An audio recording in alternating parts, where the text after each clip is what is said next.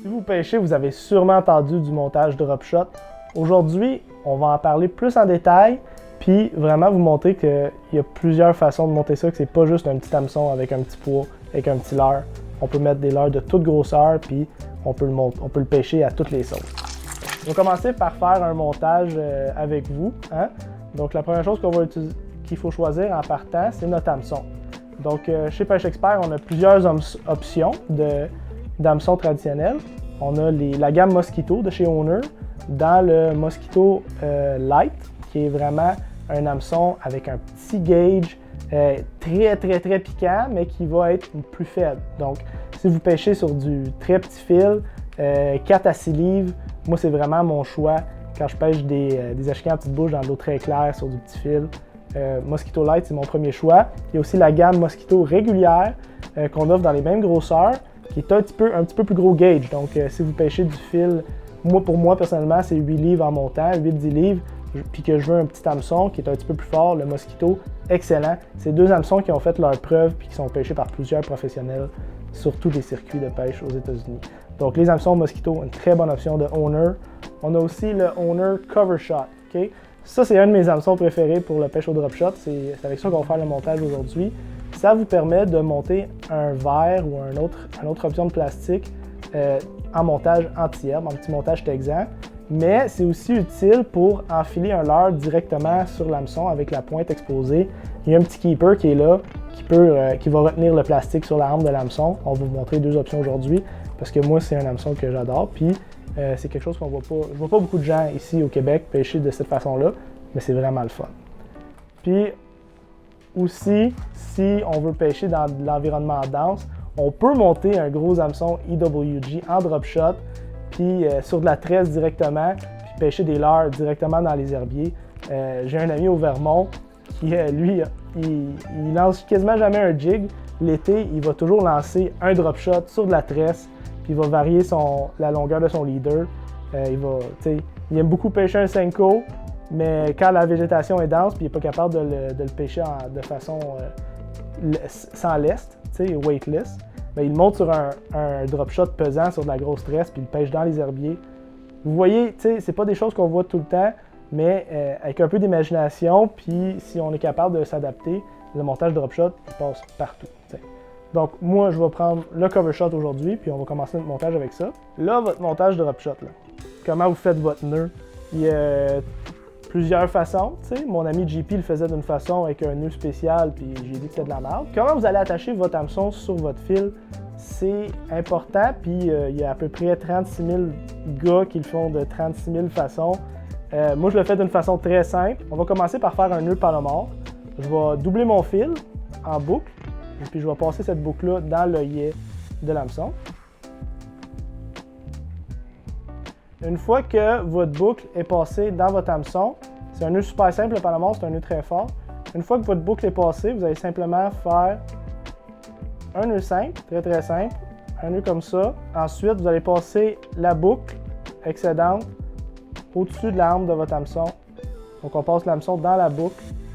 Ensuite, on vient resserrer tout ça. À noter que j'ai laissé vraiment un long tag parce que je vais me servir de ce tag-là pour venir fixer mon poids après. Fait que vous êtes mieux de vous en laisser plus long que pas assez long parce que c'est toujours plus facile de raccourcir que d'allonger, hein, évidemment.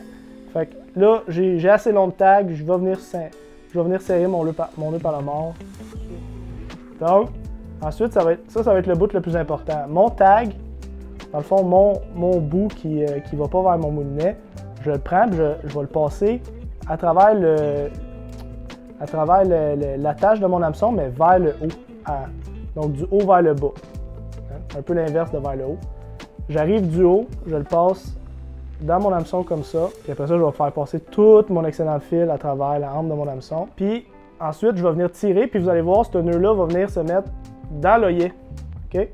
Ce qui va faire que quand je mets de la tension, mon nœud, ben, il se positionne vraiment à l'horizontale.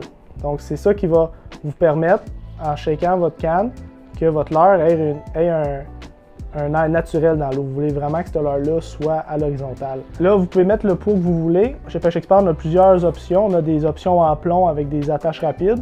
On a aussi notre gamme de tungstène. C'est sûr que je vais vous vendre le tungstène. Il y a plein d'avantages. Premièrement, c'est bon pour l'environnement. C'est aussi, ça transmet aussi mieux les vibrations. Donc, vous allez avoir plus de sensibilité avec le fond. Puis notre gamme de tungstène sont peinturés, puis vous avez les poids décrits dessus. Puis ça, c'est vraiment le fun quand ils sont toutes pêle-mêle un peu dans votre boîte. C'est facile d'identifier la pesanteur du poids puis de choisir le bon. Donc là, je vais prendre une demi. Puis on offre les poids cylindriques qui vont vraiment descendre plus rapidement dans l'eau, puis sont plus minces. Ils ont tendance des fois à se faufiler entre les roches. Donc si vous pêchez des fonds plats ou des fonds herbeux, c'est vraiment une bonne option. Ça se faufile un peu partout. Mais si vous pêchez des endroits rocheux, je vais vraiment vous suggérer le poids Teardrop. Okay? C'est une forme un petit peu plus grosse qui va avoir tendance à pas se coincer entre les roches. Il va rester pris des fois, mais il ne va pas rentrer au complet, donc c'est plus facile de le déloger en shakeant sa canne un peu. Moi, c'est quand je pêche profond, proche de rocher, c'est vraiment mon poids que j'utilise. Donc ensuite, pour votre longueur de leader, ou dans le fond la hauteur que vous voulez que votre hameçon soit du fond, bien là, vous venez prendre votre fil excédent, vous regardez un peu ce que vous voulez. Généralement, entre 12 et 16 pouces, c'est là qu'on commence.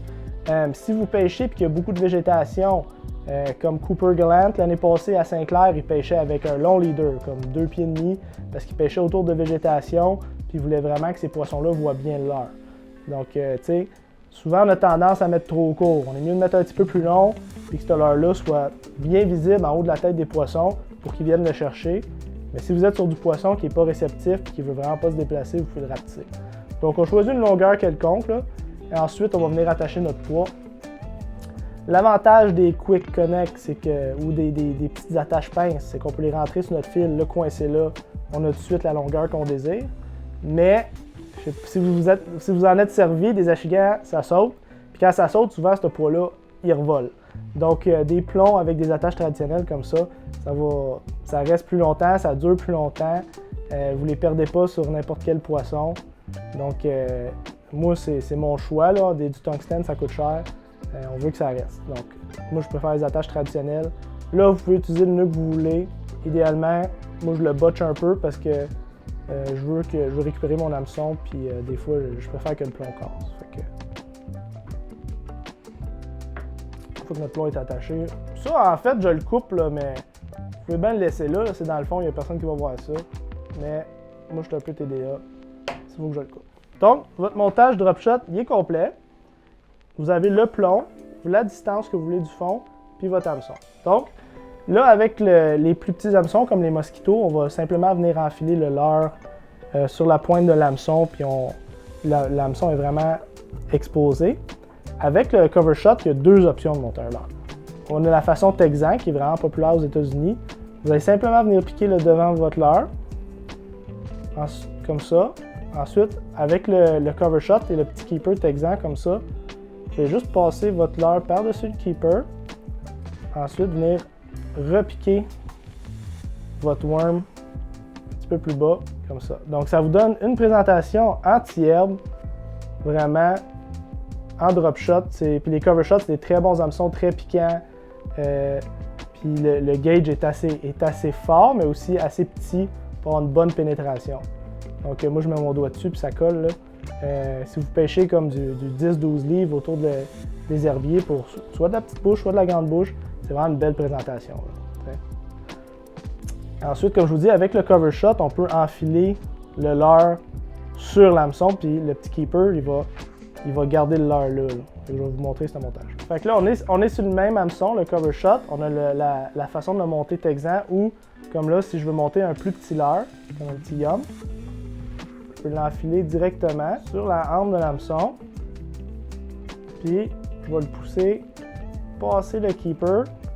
Donc là, ça me donne une présentation avec un hameçon exposé, puis vraiment, on vient cacher l'hameçon. Donc souvent, quand vous avez des poissons qui mordent mal un peu vos leurres, là, puis vous voulez vraiment mettre l'hameçon un peu plus loin dans le leurre, bien, le cover shot, il peut faire un montage Texan, puis ça peut aussi vous faire un montage comme ça. Si vous pêchez plus profond puis vous voulez vraiment avoir pas rater de poisson, là, de plus en plus de pêcheurs vont vers ce montage-là. Donc, un hameçon, deux montages possibles. C'est un peu ça pour le montage drop shot. Là. On n'a pas parlé vraiment des plastiques qui s'appliquent à ça. Donc le worm que vous m'avez vu monter en texan sur le cover shot, c'est le MB Fat Finesse. J'ai eu vraiment beaucoup de succès pour ça à la chien à grande bouche en drop shot près des herbiers. Sinon, dans les profils un petit peu plus compacts, on a tellement de choix. On a le Glitch de Six Sense, on a plusieurs produits de la gamme Sensation Big Bite Bait avec de l'eau odeur puis un plastique souple quand même qui donne une super belle action. On a aussi les produits de X-Zone, donc le Slammer, le Hot Shot Minnow. Yum, ils font le FF Sonar Minnow que je vous ai montré sur le montage. C'est tous des petits leurres compacts qui peuvent se monter en drop shot, là, mais beaucoup de choix, c'est une grosse catégorie. Essayez-les, vous allez trouver votre préféré. Puis vraiment, il y a des journées qu'un leurre peut vraiment marcher plus que l'autre. Fait que c'est bon d'avoir tous les sacs dans son bateau ou dans son sac, peu importe. On n'a pas parlé des leaders. Là, vous voyez, c'est un fluorocarbone. Moi, le drop shot, je pêche beaucoup ça filtre C à fluorocarbone, même quand je pêche du plus gros stock là, près des herbiers. Là. Puis le Sunline FC Leader, vraiment un fil super résistant à l'abrasion. Il est fait pour être mis en bas de ligne. Donc pour le diamètre, il est plus fort, il est plus rigide. Ça va faire une plus belle présentation. Disponible chez Pêche Expert. Comme je vous dis, si vous avez des questions, gênez-vous pas pour nous écrire, pour commenter sur la vidéo. On est à l'écoute. On n'existerait pas. T'sais, notre boutique, elle n'existerait pas si c'était pas de vous. Donc, merci de nous écouter. J'espère que vous allez avoir appris de quoi aujourd'hui. Je vais vous souhaiter une bonne pêche, puis à la prochaine.